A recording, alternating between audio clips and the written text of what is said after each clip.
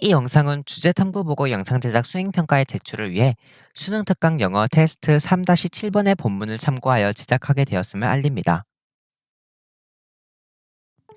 여러분은 빛나는 금메달을 얻기 위해 노력하는 쥐의 모습을 상상해 보실 수 있나요? 어느 조건만 갖춰진다면 저는 상상할 수 있습니다.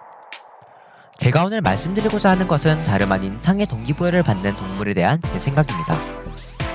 제 생각을 말씀드리기에 앞서 수능 특강 테스트 3의 7번 질문에 대해 간략히 소개해드리겠습니다.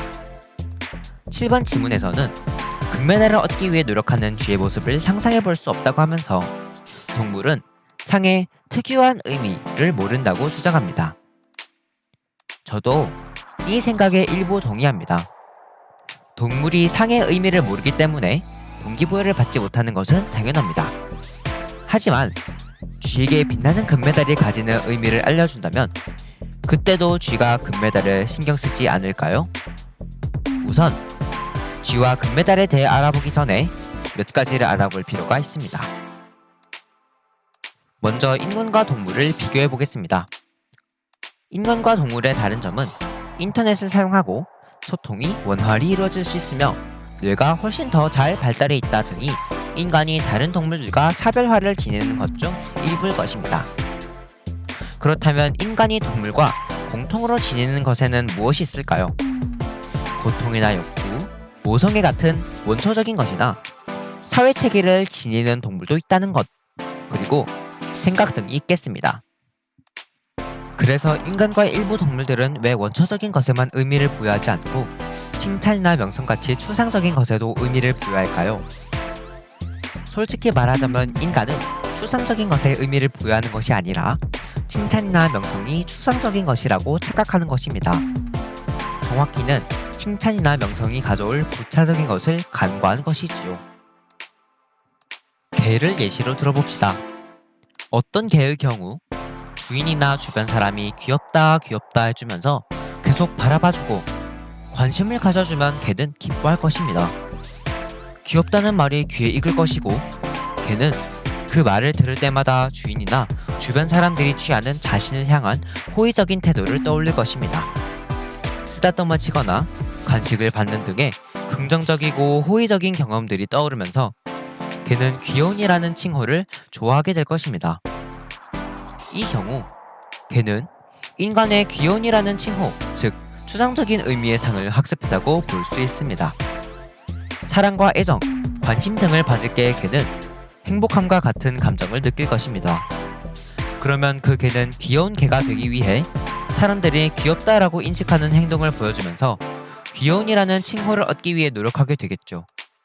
이를 통해 우리는 인간은 명성을 얻었을 때 얻어지는 부차적인 요소를 좋아하는 것이 아닐까? 라고 질문해 볼 수 있습니다. 해당 의문과 관련된 예시로 임무를 훌륭히 완수해서 훈장을 받은 군인이 있다고 가정해 봅시다. 그 군인은 동료들이나 주변 사람들로 하여금 훈장을 받은 것에 대해서 우러러봐지거나 존경받음으로써 자존감 등의 자기만족을 얻게 됩니다. 하지만 만약에 훈장을 받아도 알아주는 사람이 없다면 어떨까요? 예상컨대 훈장을 받았다고 그 군인이 기뻐하지는 않을 것입니다. 왜냐하면 그가 훈장을 얻음으로써 들어오는 부수적인 수입이 존재하지 않기 때문이죠. 이제 다른 동물들의 관점으로 우리의 상을 바라볼까요? 그들에게 있어서 우리가 일컫는 상은 그들에게 의미가 없습니다. 물론 좋아하는 동물도 있죠. 하지만 그 동물은 그 명성에 의해서 얻게 되는 주인의 애정이나 그에 딸려오는 보상이 있기 때문에 좋아하는 것입니다. 그 동물은 상이 지니는 의미를 알고 있는 것이죠.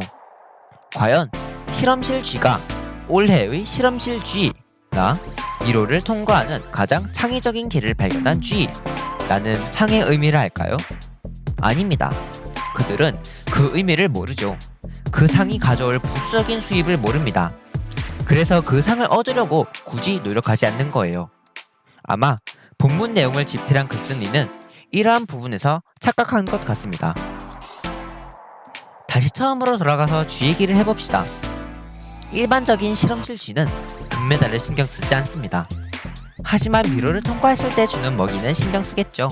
같은 맥락입니다. 실험실 쥐가 금메달이 주는 부차적인 것을 깨닫는다면 그 금메달을 얻기 위해 응당 미로를 통과할 것입니다. 하지만 때때로 부수적인 수입이 없음에도 불구하고 명성을 얻을 만한 행동을 자발적으로 하는 경우가 있습니다. 예를 들자면 오르막길을 오르기 힘들어하는 노인분의 짐을 들어드린다거나 했을 때 뿌듯함이라는 상이 주어집니다.